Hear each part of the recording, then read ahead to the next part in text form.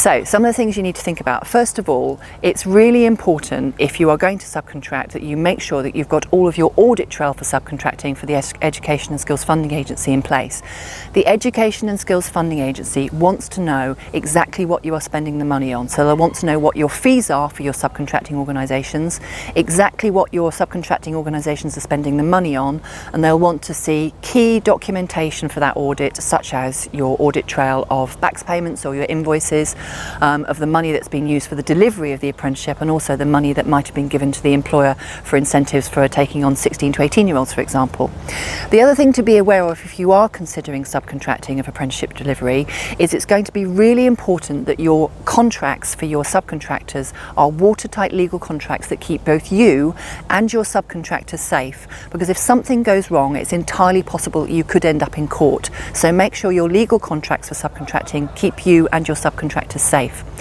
The final thing to be aware of is you, if you are a main provider considering subcontracting, are fully responsible for the quality of delivery of your subcontracting organisations. So when it comes to Ofsted and getting your self-assessment reports ready, but also doing the quality checks on your subcontracting organisations, make sure you've got really robust measures in place for assessing your subcontractors' delivery. So you can do things like observations of teaching and learning, you can interview apprentices, you can interview their tutors, and you can make short notice drop-ins on the quality of their delivery so you can see exactly what they're doing.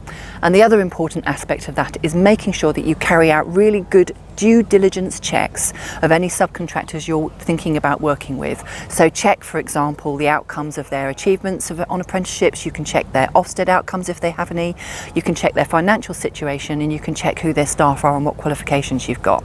So those are a few points that you can think about if you're considering subcontracting.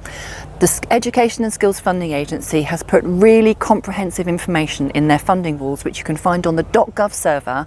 So if you are considering subcontracting, make sure you fully read those documents and that you carry out all your due diligence and quality checks before you go ahead. Good luck with it.